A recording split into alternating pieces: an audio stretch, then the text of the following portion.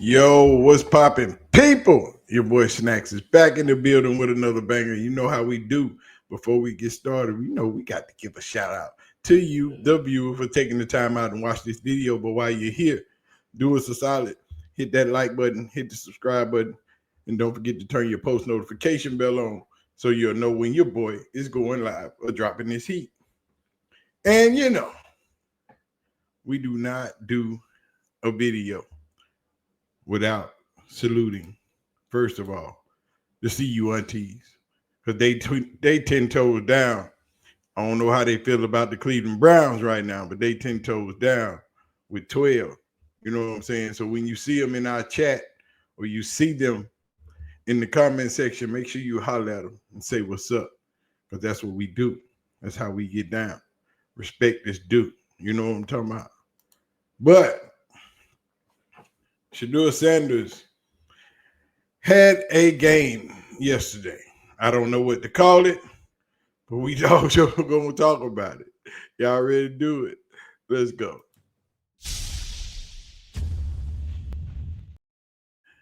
Now I know y'all been waiting on this video. I had a lot of people hit me up, but I didn't drop it yesterday. Kind of busy all day today, so we didn't get the live stream in, doing some family things, chilling out. But we back in here. You know what I'm saying? And yesterday, the Cleveland Browns had their last preseason game of the season versus the Los Angeles Rams at home in their very own stadium.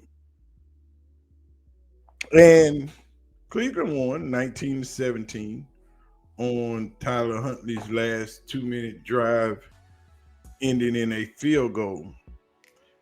They gave the Rams that extra point. That game should have been tied. If that dude missed that extra point, I don't know how they called it good, but they did what they did.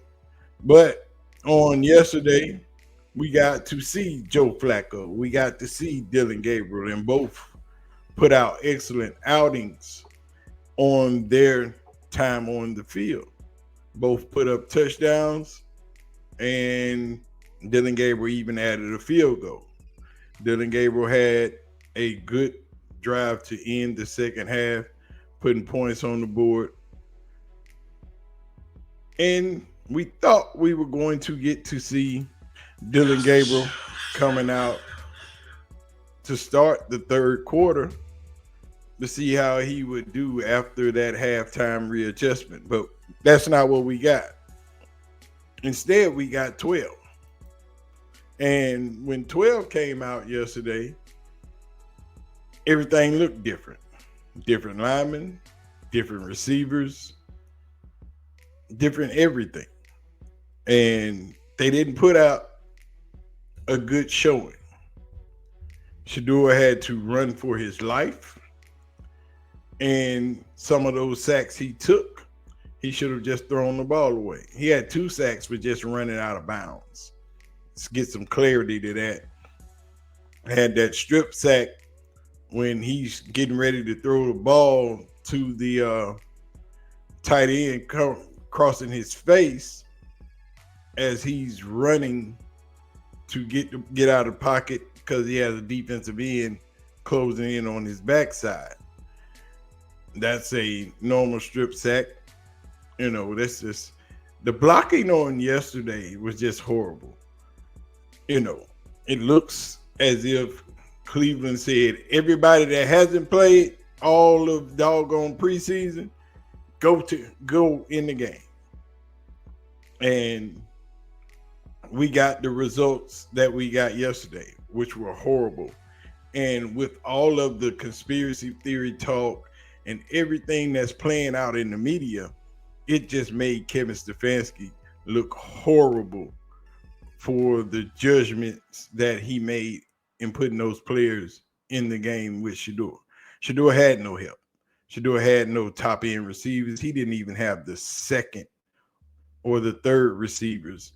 He was playing with the 4th and the 15 offensive linemen, and they couldn't block. So the entirety of the third quarter, Shedeur was running for his life. The entirety, the run game seemingly disappeared from the Cleveland Browns. The protections, the max protections that they were giving Dylan Gabriel in the second quarter disappeared. The play calling completely changed from quick outs and doggone hitches and slants to deeper routes, to 5-7 step drop backs. It wasn't no 2-3 step drop backs and go. It was route developments, which he wouldn't have had time to release any of those passes. So it looks kind of funny on the Cleveland Browns because the game mode completely changed. There was nothing the same from Dylan Gabriel to Shedeur Sanders, including the play calling, including the protections, including everything was different. And it's a few people that's upset about how he was treated and how the play calling was called. TJ Houshmandzadeh jumped on Nightcap with Ocho Cinco and Shannon Sharp last night, and they just asked him, what did you think? But maybe if they hear from you, because they sick of hearing my mouth, and give them a better explanation on 12 situation, maybe they'll understand. Yeah, man, just give us your thoughts on Shedeur, the game today. TJ, why do you think the Browns played it the way they did, and Shedeur's performance today? From my assessment, y'all, they don't want a controversy. That's how they don't want to because we know what Flacco can do. Why does Flacco start in the game? We know what he can do. He led y'all to the playoffs the last time y'all let him play. So if you're trying to figure out who you gonna play in case Flacco gets hurt, Dylan Gabriel or Shedeur, you let them split the game. Tyler Huntley's getting cut tomorrow. Yeah. You let them battle it out. And so to me, it was like, wow, you put him in with guys that's gonna be on the street tomorrow. They all getting cut, Shannon. Everybody Shedeur play with. They getting cut tomorrow or Monday. And so you didn't get this man a fighting chance to compete. He went into a gunfight with 2 knives. He gonna lose that every time. Exactly. There was nothing that Shedeur could do. He was outmanned. He was outgunned. And it looked like the Rams were calling different defenses than they did for Dylan Gabriel. They were calling zones when Dylan Gabriel was out there playing quarterback. But when Shedeur got in the game, they were calling they were calling blitzes. They were calling stunts and scrapes. The whole game changed when Shedeur entered the game.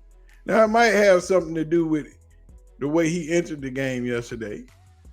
Him and Tony Brown did their normal inches, but yesterday it was quiet. Wasn't no music, wasn't no boombox, they weren't hype. So it was all the way off yesterday. It wasn't like they came in the game ready to do their thing. They were quiet, boombox in hand, wasn't on. They just pulled it in the stadium. And I don't know if they told Shedeur, just don't do it. Just don't play the music coming in the stadium. Since they were at home, just walk in regular, like you coming to play. You can't change how a man prepares and gets ready to take the field. You got to let him do the things he's always done to keep him in his game mode, to keep him comfortable, to keep him prepared and ready to do the things that need to be done. But yesterday, that wasn't the case. He was out on the field yesterday, talking and playing around, having fun. But he got that legendary side, them rib cage pads on, but he wasn't able to do the things that he was doing. And that's unusual. You have to let a man prepare the way he wants to prepare. But we got a CBS commentator, Mr. Emory Hunt. He says it's all Kevin Stefanski's fault, without a doubt. A lot of times with these coaches and coaches like Kevin Stefanski, it's ego over execution, it's plays over players. At the end of the day, you got to give this kid a shot to redeem himself. That's the beauty of being a rookie. You're going to go out there, you're going to struggle, you're going to have some success, you're going to struggle again, but you want to see them come out on the other side. Now, Shedeur has himself in that situation to go out as a winner. And again, it's not just we all see it, players on the team sees it, players on the opposing team see it. They know what's going on. They know what's going down, but it's all about Kevin Stefanski's ego. We saw this with Baker Mayfield. Oh, it doesn't fit my system. Well, your system has to be about the players that are in it. And we've seen him do this because the offense was completely different when Dylan Gabriel was out there. It was a lot of, short, quick passes to get the ball out of his hands, spread the formation, which is great. That's what you're supposed to do for a guy that thrives in that situation. So I don't know why for Shedeur the offense changed. He kind of wanted to curate something around him. But at the end of the day, Shedeur recognized he had to play better. That game looked a lot like that UCLA game his first year in Colorado. But I blame Stefanski for how he's handled this whole situation because it doesn't look very coach of the year leadership-like to me. And that's correct. When you say this is a fair competition, it should have been a fair competition, hands down, regardless. And after this game, you had all type of celebrities, all type of football players, quarterbacks, people tweeting, saying, what in the freak are you doing, Cleveland Browns? Why was it so different? Why didn't Shedeur get to run the 2-minute offense? Why did you put Tyler Huntley in when you could have given Shedeur a chance to redeem himself and run that 2-minute offense and come out clicking? But you didn't want him to look good. You didn't want the fans to see him in a good light. That was been the last thing they remember. But the last thing we saw was Shedeur getting sacked, or Shedeur throwing the ball away, or Shedeur fighting for his life. We didn't see a good quarterback is what we didn't see. Yes, Shedeur made some mistakes, but he didn't have what he needed in order to be successful. The play calling was bad. Everything was weird. And Shedeur spoke on it, and he didn't say anything bad about the Cleveland Browns. He didn't say anything horrible about what happened on the field. He took responsibility and said, hey, that was on me. I could have played better. But I'm going to let him tell it. Overall, as a player, I feel like I put in the work. I feel like everything I do, I try to do it to my best, and that's all I ask for. So I feel like everybody feels like, they should be on the team. And if you ask anybody on the team, would they feel like they belong, in their own eyes. So I feel like I do, but I'm my own player. I think about myself in a high regard, of course. So it's not my decision. I mean, it wasn't my decision, so, of course that's a quarterback's dream, and that's what every quarterback, thrives for, those moments. So it wasn't me, but I was happy that Huntley got in and he handled the business. So if anybody else would do it, it'll be him. No, of course it's gonna always be, a little tender, but it's a non-factor for me. I think I had a decent performance. Yeah. I think, it's a lot of areas I can improve in, in different things, but I'm going out there to compete the best I can. I gotta watch the film, honestly. I can't say what it was. It's definitely different places where I could got my eyes in better spots and got to the progressions quicker, and regardless of anything, so all those sacks, they definitely on me. Yeah, I didn't know I was out. Okay. Yeah, I didn't know. I was on the bike, I was powering up. I was powering up for that 2-minute drive because, that's just a situation every quarterback dreams for. That's many situations I've been in before, and I thought I was in. So then he told me I wasn't in, and I was like, okay. I think overall it was great. I think every day is a new day. Every day you learn different things, and there's definitely life lessons, you learn out of every situation. So I'm coming out training camp and everything, happy that I got the opportunity. And that's right. He got to play. He got some tape out there. He got some good tape out. He got some bad tape out. But the good outweighs the bad, and the bad is mostly on the Cleveland Browns, not on Shedeur. But Kevin Stefanski was asked about that specifically, about how the Browns are being looked at, and what did he think about it, about their treatment of Shedeur. I don't concern myself with outside type of things, but I'm committed to his development, just like all of our rookies. So we'll continue to focus on getting our guys better, and that's what we'll stay committed to, and that's what's important to me.